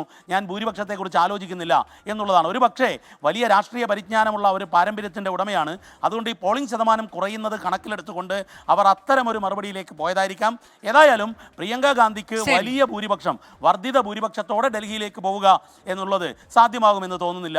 പക്ഷേ എന്നാൽ വിജയം ഉറപ്പാണ് അനുജ. അതാണ് അപ്പോൾ UDF ക്യാമ്പിന്റെ പ്രതീക്ഷ അങ്ങനെയാകുമ്പോൾ LDF ക്യാമ്പ് ഈ ഘട്ടത്തിൽ പറയുന്നത് എന്താണ്? സുർജിത്ത് അയ്യപ്പത്ത് വിവരങ്ങളുമായി. Surjit, good evening. LDF അവസാന ദിവസം നമുക്കറിയാം പോളിംഗ് ദിനത്തിൽ സത്യൻ മൊകേരിയുമായി സുർജിത്ത് അയ്യപ്പത്ത് സംസാരിച്ചിരുന്നു. അപ്പോഴൊക്കെ അവർ പറയുന്നത് കൃത്യമായ രാഷ്ട്രീയ വിഷയങ്ങൾ ഉന്നയിച്ചുകൊണ്ടുള്ള പ്രചാരണം നടത്തിയത് LDF ആണ്, വൈകാരിക പ്രശ്നമല്ല അവിടെ ഉന്നയിക്കപ്പെടേണ്ടത് എന്നവർ പറയുന്നുണ്ടായിരുന്നു. സത്യൻ മൊകേരി ഇതിനു മുൻപ് നടന്ന തെരഞ്ഞെടുപ്പിലൊക്കെ നല്ല പ്രകടനം കാഴ്ചവെച്ച സ്ഥാനാർത്ഥിയുമാണ്. അപ്പോൾ എന്താണ് LDF ക്യാമ്പിന്റെ പ്രതീക്ഷ? അനുജ, അത്ര കണ്ട് വലിയ ആത്മവിശ്വാസം LDF ക്യാമ്പിനെ സംബന്ധിച്ചില്ല എന്ന് തന്നെ പറയേണ്ടി വരും. കാരണം എത്രമാത്രം ഈ വോട്ട് വിഹിതം ഉയർത്താൻ കഴിയുമെന്നുള്ളതാണ് LDF കണക്കുകൂട്ടുന്നത്. എന്തായാലും ശക്തനായ സ്ഥാനാർത്ഥിയെ തന്നെയാണ് ഇത്തവണ അവതരിപ്പിച്ചതെന്നുള്ളതാണ് ഏറ്റവും പ്രധാനപ്പെട്ട കാര്യം. തെരഞ്ഞെടുപ്പിലുടനീളം LDFന്റെ പ്രചാരണ തന്ത്രം എന്ന് പറയുന്നത് ഈ തെരഞ്ഞെടുപ്പ് ബോധപൂർവം അടിച്ചേൽപ്പിക്കപ്പെട്ട തെരഞ്ഞെടുപ്പാണ് എന്നുള്ള ആക്ഷേപം ഉന്നയിച്ചുകൊണ്ട് ആയിരുന്നു ഈ തെരഞ്ഞെടുപ്പിലുടനീളം LDF ക്യാമ്പയിൻ നടത്തിയത്. സത്യൻ മൊകേരിയെ സംബന്ധിച്ച് പറയുമ്പോൾ അദ്ദേഹം വലിയ അനുഭവ സമ്പത്തുള്ള നേതാവാണ്. ഇവിടുത്തെ കർഷകരുടെ ഇടയിൽ വളരെ വലിയ രീതിയിൽ വർക്ക് ചെയ്ത നേതാവാണ്. 2014 തെരഞ്ഞെടുപ്പിൽ MI ഷാനവാസിനെ വലിയ അളവിൽ ബുദ്ധിമുട്ടിച്ച ഒരു നേതാവ് കൂടിയാണ്. സ്വാഭാവികമായും ആ തെരഞ്ഞെടുപ്പിൽ വെറും 20,000 വോട്ടുകളുടെ കുറവ് മാത്രമാണ്. 1.5 ലക്ഷത്തിൽ നിന്നാണ് 20,000-ലേക്ക് ഷാനവാസിന്റെ ഭൂരിപക്ഷം കുറയ്ക്കാൻ വേണ്ടി സത്യൻ മൊകേരി കഴിഞ്ഞിട്ടുള്ളത്. മാത്രമല്ല ഈ 7 നിയമസഭാ മണ്ഡലങ്ങളിൽ അതിൽ 3 എണ്ണത്തിൽ സത്യൻ മൊകേരി ലീഡ് ചെയ്യുന്ന അവസ്ഥയിലേക്ക് അന്ന് എത്തിയതാണ്. അതുകൊണ്ട് തന്നെയാണ് ഇത്തവണ ആനി രാജയ്ക്ക് പകരക്കാരനായി CPI സത്യൻ മൊകേരിയെ അവതരിപ്പിച്ചത്. അദ്ദേഹത്തിന്റെ പ്രചരണ രംഗത്തെല്ലാം തന്നെ വളരെ സജീവമായിരുന്നു. പക്ഷേ എത്രത്തോളം വോട്ട് വിഹിതത്തിൽ ഉയർച്ച ഉണ്ടാകുമെന്നുള്ളത് തന്നെയാണ് ഏവരും ഉറ്റുനോക്കുന്ന കാര്യം. കഴിഞ്ഞ തവണ ആനി രാജയെ അവതരിപ്പിച്ചപ്പോൾ ദേശീയ മുഖം തന്നെയായിരുന്നു രാഹുൽ ഗാന്ധിക്കെതിരെ ആനി രാജ. പ്രചാരണ രംഗത്ത് വളരെ ചുറുചുറുക്കോടുകൂടി ഇടപെട്ടിരുന്നു.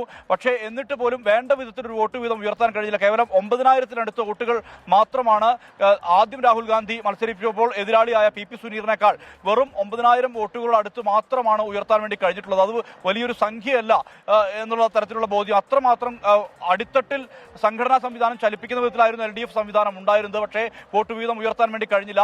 ഇത്തവണ CPIMന്റെ സംഘടനാ സമ്മേളനങ്ങൾ നടന്നിരുന്ന ഒരു ഘട്ടത്തിൽ കൂടിയായിരുന്നു ഈ തെരഞ്ഞെടുപ്പ് നടന്നിരുന്നത്. എന്തായാലും ആ ഘട്ടത്തിൽ പ്രചാരണം വേണ്ട വിധത്തിൽ ഉണ്ടായിരുന്നു എന്ന് ചോദിച്ചാൽ അത് അത്ര കണ്ട് വലിയ ശക്തമായ രീതിയിൽ ഉണ്ടായിരുന്നില്ല എന്ന് വേണം ചിലപ്പോൾ ചില ഘട്ടങ്ങളിൽ. പക്ഷേ സ്ഥാനാർത്ഥി പല മണ്ഡലങ്ങളിലും വളരെ സജീവമായ രീതിയിൽ 6-7 തവണ എത്തിയ ഒരു അനുഭവം ഉണ്ടായിട്ടുണ്ട്. പല മേഖലകളിലും സ്ഥാനാർത്ഥിയെ എത്തിക്കാൻ വേണ്ടി കഴിഞ്ഞിട്ടുണ്ട്, അവതരിപ്പിക്കാൻ വേണ്ടി കഴിഞ്ഞിട്ടുണ്ട്. CPIയുടെ കണക്കുകൂട്ടൽ ഏറെ പ്രതീക്ഷാ നിർഭരമാണ്. പക്ഷേ നമുക്ക് ലഭിക്കുന്ന ചില അനൌദ്യോഗിക വിവരങ്ങൾ അനുസരിച്ച് പല LDF വോട്ടുകളും പോൾ ചെയ്യപ്പെട്ടിട്ടില്ല. ഉറച്ച വോട്ടുകൾ പോലും, ഉറച്ച കുടുംബങ്ങളുടെ വോട്ടുകൾ പോലും പോൾ ചെയ്യാത്ത ഒരു സാഹചര്യമുണ്ട്. സ്വാഭാവികമായി അത് UDFും പറയുന്നത്, ആക്ഷേപമായി പറയുന്നത് അതാണ്. LDFന്റെ വോട്ടുകളിലാണ് കുറവ് ഉണ്ടാകാൻ പോകുന്നത്.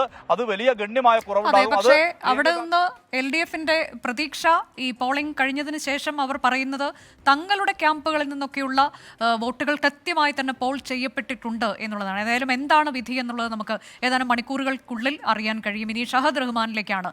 NDA ക്യാമ്പിൽ ഈ ഘട്ടത്തിലുള്ള പ്രതീക്ഷ എന്താണ് എന്നത്. Shahad, good evening. ഇപ്പോൾ കഴിഞ്ഞ തവണത്തേക്കാൾ കൂടുതൽ വോട്ട് നേടാൻ കഴിയും എന്നൊരു പ്രതീക്ഷ ഇക്കുറി NDAക്കുണ്ടോ? എന്താണ് അവസാനവട്ട വിവരങ്ങൾ? തീർച്ചയായും അനുജ, അങ്ങനെ ഒരു കടുത്ത ആത്മവിശ്വാസത്തിലാണ് NDA. നമുക്കറിയാം ഈ മണ്ഡലം 2 വനിതകൾ നേർക്കുനേർ ഏറ്റുമുട്ടിയ ഒരു മണ്ഡലമാണ്, ദേശീയ പ്രാധാന്യമുള്ള മണ്ഡലമാണ്. നവ്യ ഹരിദാസിനെ സംബന്ധിച്ചിടത്തോളം നവ്യ ഹരിദാസ് അതായത് പഴക്കം ചെന്ന ഒരു രാഷ്ട്രീയ പ്രവർത്തകയുടെ രീതിയിലായിരുന്നു ഇക്കഴിഞ്ഞ ദിവസങ്ങളിൽ അത്രയും ഈ മണ്ഡലത്തിൽ സജീവമായിട്ട് ഇടപെട്ടിട്ടുണ്ടായിരുന്നത്. BJP ക്യാമ്പ് അത്യാവശ്യം ഉഷാറായി തന്നെയാണ് ഈ മണ്ഡലത്തിൽ പ്രവർത്തിക്കുകയും ചെയ്തിട്ടുണ്ടായിരുന്നത്. നവ്യ ഹരിദാസ് കോഴിക്കോട് കേന്ദ്രീകരിച്ച് പ്രവർത്തിക്കുന്ന ഒരു നേതാവാണ് BJPയുടെ. പക്ഷേ വയനാട് എത്തിയത് മുതൽ, അതായത് വയനാട് ഇലക്ഷൻ പ്രഖ്യാപിച്ച് സ്ഥാനാർത്ഥിത്വം പ്രഖ്യാപിച്ചത് മുതൽ തന്നെ എണ്ണയിട്ട യന്ത്രം പോലെ തന്നെ BJPയുടെ ഈ ക്യാമ്പുകൾ അത്രയും സജീവമായിട്ട് പ്രവർത്തിച്ചിട്ടുണ്ടായിരുന്നു. ഞാൻ സൂചിപ്പിച്ചതുപോലെ തന്നെയാണ്, അതായത് തഴക്കം വന്ന ഒരു രാഷ്ട്രീയ പ്രവർത്തകയുടെ അതേ രീതിയിലായിരുന്നു നവ്യ ഹരിദാസിന്റെ പ്രവർത്തികളും പിന്നീട് അങ്ങോട്ടുണ്ടായിരുന്ന പലതരത്തിലുള്ള പ്രസ്താവനകളും ഒക്കെ തന്നെ. അതിനോടൊക്കപ്പുറം അതായത് നമുക്കറിയാം കഴിഞ്ഞ തവണ K. സുരേന്ദ്രൻ മത്സരിച്ച ഘട്ടത്തിൽ 1,41,045 വോട്ടാണ് K. സുരേന്ദ്രൻ അന്ന് സ്വന്തമാക്കിയിട്ടുണ്ടായിരുന്നത്. എന്നാൽ ഇത്തവണ വലിയ രീതിയിലുള്ള പ്രതീക്ഷ BJP വെച്ചു പുലർത്തുന്നുണ്ട്. പ്രത്യേകിച്ച് ഈ കോളനികൾ കേന്ദ്രീകരിച്ചായിരുന്നു BJPയുടെ പ്രധാനപ്പെട്ട പ്രചാരണം. നമുക്കറിയാം സുരേഷ് ഗോപി ഉൾപ്പെടെയുള്ള ആളുകൾ നവ്യ ഹരിദാസിന്റെ പ്രചാരണത്തിനായിട്ട് ഇവിടെ എത്തിയിട്ടുണ്ടായിരുന്നു. ആ ഒരു ഘട്ടത്തിൽ വലിയ രീതിയിലുള്ള പ്രതീക്ഷ BJP വെച്ചു പുലർത്തുന്നുണ്ട്. ഏറ്റവും ഒടുവിൽ മുനമ്പം വിഷയം വരെ BJP മണ്ഡലത്തിൽ സജീവമായിട്ട് ചർച്ചയാക്കുകയും ചെയ്തിട്ടുണ്ട്. എന്തായാലും വലിയ രീതിയിലുള്ള പ്രതീക്ഷയാണ്, വോട്ട് കൂട്ടാൻ സാധിക്കും എന്നൊരു പ്രതീക്ഷയാണ്. വർദ്ധിപ്പിക്കാൻ കഴിയും. കഴിഞ്ഞ തവണ K. സുരേന്ദ്രൻ നേടാൻ കഴിഞ്ഞതിനേക്കാൾ വോട്ട് ഇത്തവണ നേടും എന്നുള്ളതാണ് NDA ക്യാമ്പിന്റെ പ്രതീക്ഷ. നമ്മൾ നാളെ വിധി ദിനമായി ബന്ധപ്പെട്ട് എന്തൊക്കെയാണ് പ്രതീക്ഷകൾ വിവിധ ഇടങ്ങളിൽ നിന്ന് വിവിധ ക്യാമ്പുകളിൽ നിന്നുള്ളത് എന്നതാണ് തത്സമയം പരിശോധിക്കുന്നത്. ഇനി ചേലക്കരയിലേക്ക്. ഇടത് കോട്ടയാണ് ചേലക്കരയെങ്കിലും കോട്ടയിൽ വിള്ളലുണ്ടാക്കുക എന്നതാണ് UDFന്റെയും NDAയുടെയും ലക്ഷ്യം. ചേലക്കര കൈവിടുന്നത് ഇടത് ക്യാമ്പിന് ചിന്തിക്കാൻ പോലും കഴിയാത്ത കാര്യവുമാണ്. ഞങ്ങളുടെ പ്രതിനിധികൾ സൂരജ് സജി, അശ്വിൻ പാലാഴി, പ്രഭിത ലക്ഷ്മി എന്നിവർ തത്സമയ വിവരങ്ങളുമായി. ആദ്യം സൂരജ് സജിയിലേക്ക്. സൂരജ്, LDFനെ സംബന്ധിച്ച് 1996 മുതൽ, അതായത് തുടർച്ചയായി 28 വർഷം കൈവശം വെച്ചുകൊണ്ടിരിക്കുന്നു. അതിൽ ഒരിടക്കാലത്ത് 2016 UR പ്രദീപ് തിരികെ വീണ്ടും UR പ്രദീപിലേക്ക് മണ്ഡലം പോകുമോ എന്നുള്ള വലിയ ചോദ്യം. ഈ ഇടത് ചെങ്കോട്ട കൈവിടുക എന്നുള്ളത് LDFന് ചിന്തിക്കാൻ പോലും കഴിയുന്നതുമല്ല. അപ്പോൾ എന്താണ് LDF ക്യാമ്പ് പറയുന്നത്? അവരുടെ ഭൂരിപക്ഷ പ്രതീക്ഷകളൊക്കെ എങ്ങനെയാണ്?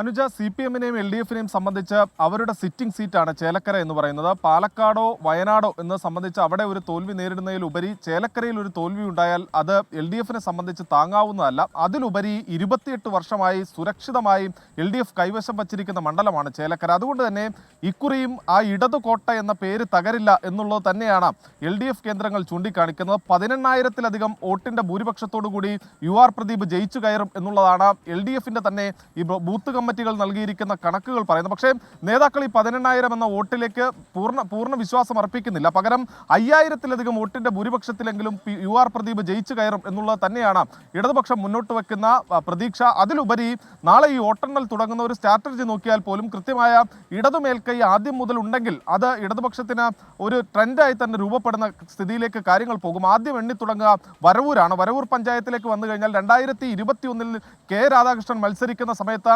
4,000-ലധികം വോട്ടുകളായിരുന്നു ഈ വരവൂർ പഞ്ചായത്തിൽ ഉണ്ടായിരുന്നത്. അത് 2024 പാർലമെന്റിലേക്ക് K. രാധാകൃഷ്ണൻ മത്സരിക്കുന്ന സമയത്ത് അത് 1,000-ലധികം വോട്ടുകളായി മാറുന്നു. അവിടെ ഇടിവുണ്ടാകുന്നു. പക്ഷേ എന്നാൽ പോലും 1,000-ലധികം വോട്ടിന് K. രാധാകൃഷ്ണൻ ഈ വരവൂരിൽ ലീഡ് ചെയ്യുന്നു. അങ്ങനെയെങ്കിൽ നാളെ വോട്ടെണ്ണി തുടങ്ങുമ്പോൾ ആദ്യ 14 ബൂത്ത് വരവൂരിൽ എണ്ണുന്ന സമയത്ത് അവിടെ ഒരു 2,000 വോട്ടിലേക്ക് LDF എത്തുകയാണെങ്കിൽ, LDFന്റെ മാർജിൻ ഉയരുകയാണെങ്കിൽ സ്വാഭാവികമായും അതൊരു ഇടത് കാറ്റ് അല്ലെങ്കിൽ ഇടതുപക്ഷത്തിന് അനുകൂലമായി മാറുന്നു എന്നുള്ളത് തന്നെ നമ്മൾ ചിന്തിക്കേണ്ടി വരും. എന്തായാലും അവസാന വട്ടം പോളിംഗ് ഈ വോട്ടെണ്ണാൻ തുടങ്ങാൻ മണിക്കൂറുകൾ ശേഷിക്കെ വലിയ പ്രതീക്ഷയിൽ തന്നെയാണ് ഇടത് ക്യാമ്പുള്ളത്. അനുജ, അതെ, കഴിഞ്ഞ ലോക്സഭാ തെരഞ്ഞെടുപ്പിൽ പക്ഷേ രാധാകൃഷ്ണന്റെ ഭൂരിപക്ഷം ഇവിടെ കുറഞ്ഞു പോയിട്ടുണ്ട് വലിയ തോതിൽ എന്നുള്ളത് LDFന് ആശങ്കയാകുന്നുണ്ടോ, അതോ അത് ലോക്സഭാ തെരഞ്ഞെടുപ്പ് പാറ്റേൺ അല്ല ഇവിടെ എന്നുള്ള ആത്മവിശ്വാസത്തിലാണോ LDF ക്യാമ്പ്? നമുക്ക് കാത്തിരിക്കാം ഫലമറിയാൻ. ഇനി പോകുന്നത് അശ്വിൻ പാലാഴിയിലേക്ക്.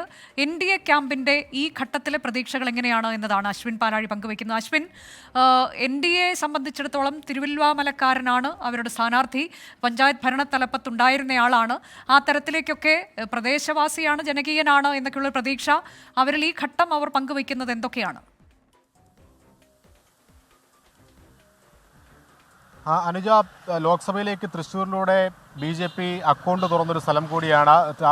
ആ ജില്ലയിലാണ് ഈ ചേലക്കര ഉൾപ്പെടുന്നതെന്നുള്ള വലിയ പ്രതീക്ഷ BJPക്കുണ്ട്. അവിടെ അവർക്ക് അത് നൽകുന്ന ആത്മവിശ്വാസം ചെറുതല്ല.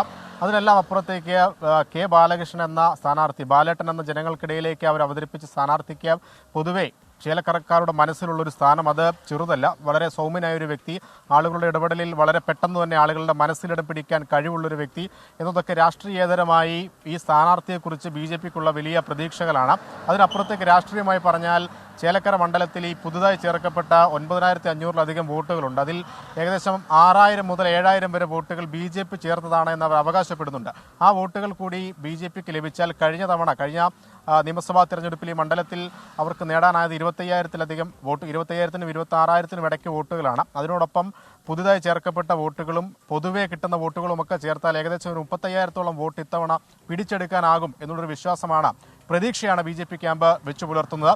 അതിനപ്പുറത്തേക്ക് വലിയൊരു വെല്ലുവിളി രണ്ട് മുന്നണികൾക്കും ഈ മണ്ഡലത്തിൽ ഉണ്ടാക്കാനാകും എന്നുള്ളതാണ് അവരുടെ പ്രതീക്ഷ. അതിനപ്പുറത്തേക്ക് വലിയൊരു അമിത ആത്മവിശ്വാസം, വിജയിക്കുമെന്നുള്ള അമിത ആത്മവിശ്വാസമൊന്നും BJP ക്യാമ്പ് ഇപ്പോഴും പറയുന്നില്ല. എന്തായാലും വലിയൊരു മത്സരം അത് BJPയിലൂടെ തന്നെ, BJPയിലെ സ്ഥാനാർത്ഥിയിലൂടെ തന്നെ ചേലക്കര മണ്ഡലത്തിൽ ഉണ്ടാക്കാനാകുമെന്ന പ്രതീക്ഷയാണ് NDA ക്യാമ്പ് അവസാന നിമിഷവും പുറത്തുവെക്കുന്നത്. എന്തായാലും ഈ പ്രതീക്ഷകൾക്കെല്ലാം ഇനി മണിക്കൂറുകളുടെ ആയുസ് മാത്രമാണ് ഉണ്ടാവുക. അനുജ, അതെ, കടുത്ത മത്സരം കാഴ്ചവെക്കാൻ തങ്ങൾക്ക് കഴിഞ്ഞിട്ടുണ്ട്, ബാലേട്ടന് കഴിഞ്ഞിട്ടുണ്ട് എന്നുള്ളതാണ് NDA ക്യാമ്പിന്റെ ആത്മവിശ്വാസം. UDF ക്യാമ്പിന് ഈ ഘട്ടത്തിൽ പറയാനുള്ളത് എന്താണ്? അറിയാം, ഇടവേളയ്ക്ക് ശേഷം. നാളെ വിധി ദിനമാണ്. പാലക്കാടും വയനാടും വിവിധ ക്യാമ്പുകൾ, വിവിധ മുന്നണികളുടെ പ്രതീക്ഷകൾ എങ്ങനെയാണ് എന്ന് നമ്മൾ പരിശോധിച്ചു കഴിഞ്ഞു. ഇനി ചേലക്കരയിൽ UDF ക്യാമ്പിന്റെ കൂടി പ്രതീക്ഷ എങ്ങനെയാണ് എന്നതാണ്. ഇടത് കോട്ടയാണ് ചേലക്കര എന്ന് നമുക്കറിയാം. പ്രവിത ലക്ഷ്മി UDF ക്യാമ്പിന്റെ പ്രതീക്ഷകൾ പങ്കുവയ്ക്കാൻ. Pravitha, good evening. ഇത്തവണ രമ്യ ഹരിദാസ് പാട്ടും പാടി ചേലക്കര പിടിക്കുമെന്നുള്ളതാണോ പ്രതീക്ഷ? പാട്ടുംപാടി ചേലക്കര പിടിക്കുമെന്ന് തന്നെയാണ് രമ്യ ഹരിദാസ് നമ്മളോട് പറയുന്നത്. രമ്യ ഹരിദാസ് തന്നെ നേരിട്ട് നമ്മളോടൊപ്പം 24-നൊപ്പം ചേരുകയാണ്. രമ്യ, അനുജ ചോദിക്കുകയായിരുന്നു, പാട്ടുംപാടി ഇത്തവണ ജയിക്കുമെന്നുള്ള പ്രതീക്ഷ ഉറച്ച ആത്മവിശ്വാസത്തിലാണല്ലേ രമ്യ? അനുജ മാഡത്തിനോട് പറയാനുള്ളത്, ഞങ്ങളൊക്കെ വലിയ ആവേശത്തിലും വലിയ പ്രതീക്ഷയിലും തന്നെയാണ്. ഞങ്ങളുടെ സഹപ്രവർത്തകർ പോലും ഇപ്പം നിങ്ങളുടെ ഈ ഒരു ലൈവ് കാണുന്നുണ്ടാകും. അവരെല്ലാം വലിയ ആത്മവിശ്വാസത്തോടു കൂടി നാളെ കൗണ്ടിംഗ് സെന്ററിലേക്ക് പോവുകയാണ്. ചേലക്കര ഞങ്ങളെ കൈവിടില്ല എന്നുള്ള വലിയ ശുഭപ്രതീക്ഷയിൽ തന്നെയാണ്. ഈ ലോക്സഭാ മണ്ഡലത്തിന്റെ പോളിംഗ് ശതമാനം വെച്ച് നോക്കുമ്പോൾ അല്പം ഒരു വ്യത്യാസമുണ്ട്. കുറച്ച് അധികം വോട്ട് പോൾ ചെയ്യപ്പെട്ടിട്ടുണ്ട്. അപ്പോൾ അത് വോട്ടായി മാറ്റാം UDFന് എന്നുള്ളൊരു പ്രതീക്ഷയുണ്ടല്ലേ? ഇപ്പം നിങ്ങൾക്കറിയാലോ, 2019 ഞാൻ വരുന്ന സമയത്ത് ഇടതുപക്ഷത്തിന്റെ കോട്ട എന്ന് പറഞ്ഞു. പക്ഷേ അത് UDFനോടൊപ്പം ചേർന്ന് നിന്നു. അതിനുശേഷം വന്ന നിയമസഭാ തെരഞ്ഞെടുപ്പിൽ ഇടതുപക്ഷത്തിനാണ് 7 MLA-മാരും. പക്ഷേ ഈ 2024 തെരഞ്ഞെടുപ്പിൽ ഇടതുപക്ഷത്തിന്റെ ഏറ്റവും സീനിയർ ലീഡറും മുൻ മന്ത്രി കൂടി ആയിരിക്കുന്ന ഒരാൾ മത്സരിക്കുമ്പോൾ പോലും ചേലക്കര ഞങ്ങൾക്ക് നൽകിയ ഒരു പിന്തുണയുണ്ട്. ആ പിന്തുണ ഈ തെരഞ്ഞെടുപ്പിനകത്ത് ഞങ്ങളുടെ വിജയത്തിലേക്ക് എത്തിക്കുമെന്നുള്ള വലിയ പ്രതീക്ഷയിൽ തന്നെയാണ്. അപ്പോൾ ഞാൻ വളരെ പെട്ടെന്ന് കാര്യം ചോദിക്കട്ടെ. അതെ, അങ്ങനെ അവസാനവട്ട പ്രതീക്ഷകൾ രമ്യ ഹരിദാസ് ഞങ്ങളുടെ പ്രതിനിധി പ്രവിത ലക്ഷ്മിയുമായി പങ്കുവയ്ക്കുകയാണ്. വലിയ പ്രതീക്ഷയിലാണ്, പാട്ടും പാടി ജയിക്കുമെന്നുള്ള പ്രതീക്ഷ രമ്യ ഹരിദാസ് ഈ അവസാന മണിക്കൂറിലും പങ്കുവയ്ക്കുന്നു. ഇനി ഒരു റിപ്പോർട്ടിലേക്ക് കൂടി. കാസർഗോഡ് ജില്ലയിൽ 24 കണക്റ്റും K ചിറ്റിലപ്പള്ളി ഫൗണ്ടേഷനും സംയുക്തമായി നിർമ്മിച്ചു നൽകുന്ന 4ാമത്തെ വീടിന്റെ തറക്കല്ലിടൽ കർമ്മം നടന്നു. മേൽപ്പറമ്പ് അരമങ്ങാനം ഉല്ലൂജി സ്വദേശി PP വിജയലക്ഷ്മിക്കാണ് വീടൊരുങ്ങുന്നത്. മാതാവും 2 മക്കളും ഭർത്താവും ഉൾപ്പെടെ 5 പേർ അടങ്ങുന്നതാണ് വിജയലക്ഷ്മിയുടെ കുടുംബം. ഭർത്താവ് മോഹൻലാൽ പാമ്പുകടിയേറ്റ് ഗുരുതരാവസ്ഥയിൽ ചികിത്സയിലായിരുന്നു. ഭർത്താവിൻ്റെ അമ്മ സരോജിനിയും രോഗബാധിതയാണ്. ചികിത്സയ്ക്കായി പണം കണ്ടെത്തേണ്ടതോടെ വീടെന്നത് വിജയലക്ഷ്മിക്കും കുടുംബത്തിനും സ്വപ്നം മാത്രമായി. സ്വന്തമായ ഒരു വീടിനായി സർക്കാരിൽ അപേക്ഷകൾ നൽകിയെങ്കിലും ഫലമുണ്ടായില്ല. ഇതോടെയാണ് 24 കണക്റ്റിനെ വിജയലക്ഷ്മി സമീപിക്കുന്നത്. പഞ്ചായത്തിൽ അപേക്ഷ കൊടുത്തിരുന്നു. കിട്ടിയിട്ടില്ല, നടുവിൽ പേര് വന്നു, അതുകൊണ്ട് കിട്ടിയിട്ട. പിന്നെ എനിക്ക് നിങ്ങളെ 24 ചാനലിന് വേറെ ആളിങ്ങനെ നമ്പർ തന്നു. അതിനോട് ഞാൻ സജീവ് സാറെ നമ്പറും കിട്ടി. എന്നിട്ട് സജീവ് സാറെല്ലാം വിളിച്ചിട്ട് പറഞ്ഞു തന്നല്ലോ. പിന്നെ മെമ്പറെ വിളിച്ചു, സന്തോഷമായി. വീടിന്റെ തറക്കല്ലിടൽ കർമ്മം അമ്മ സരോജിനിയും വാർഡ് മെമ്പർ നിർമ്മല അശോകനും ചേർന്ന് നിർവഹിച്ചു. 24നും കെ ചിച്ചിലപ്പള്ളി ഫൗണ്ടേഷനും നന്ദിയെന്ന് വാർഡ് മെമ്പർ നിർമ്മല അശോകൻ. വളരെയധികം സന്തോഷമാണ് നിങ്ങളിങ്ങനെ പാവപ്പെട്ടവർക്ക് ഇങ്ങനെ ഒരു വീട് നൽകുന്നത്. അതിന് ഞങ്ങൾ ആദ്യമായി അഭിനന്ദിക്കുകയാണ്. ഇങ്ങനെ എല്ലാവർക്കും വീട് കെട്ടിക്കൊടുക്കാനുള്ള ഈ 24 ചാനലിനും ഈ ഫൗണ്ടേഷനും സാധിക്കട്ടെ എന്ന് ഉദുമ ഗ്രാമപഞ്ചായത്തിൻ്റെ പേരിലും അരമങ്ങാനം 4 വാർഡിൻ്റെ പേരിലും ഞാൻ ആശംസിക്കുന്നു. ഇവരുടെ വീട് എത്രയും പെട്ടെന്ന് പൂർത്തീകരിക്കട്ടെ എന്ന് പ്രാർത്ഥിക്കുന്നു. ജില്ലയിൽ കൂടുതൽ വീടുകൾ നൽകാനുള്ള ശ്രമം തുടരുകയാണെന്ന് ഹോസ്ദുർഗ് താലൂക്ക് കോർഡിനേറ്റർ ഉദയകുമാർ. ജനങ്ങളെ ഏറ്റവും കൂടുതൽ ആകർഷിക്കുന്ന ഒരു പദ്ധതിയായിട്ട് ഇപ്പോൾ മാറിയിട്ടുണ്ട്. മറ്റ് മീഡിയയിൽ നിന്നും തികച്ചും വ്യത്യസ്തമായിട്ടുള്ള ഒരു പദ്ധതിയുമായിട്ടാണ് 24 കണക്റ്റും അതുപോലെ ചിറ്റിലപ്പള്ളി ഫൗണ്ടേഷനും വന്നിരിക്കുന്നത്. പല ആൾക്കാരും ഇപ്പോൾ അപേക്ഷ തരുവാൻ വേണ്ടി ശ്രമിക്കുകയാണ്. ഞാൻ നാളെ ജില്ലാ കോർഡിനേറ്ററുമായി ബന്ധപ്പെട്ട് എല്ലാ അപേക്ഷയും ജില്ലാ കോർഡിനേറ്റർക്ക് സമർപ്പിക്കുകയാണ്. 24 കാസർഗോഡ്.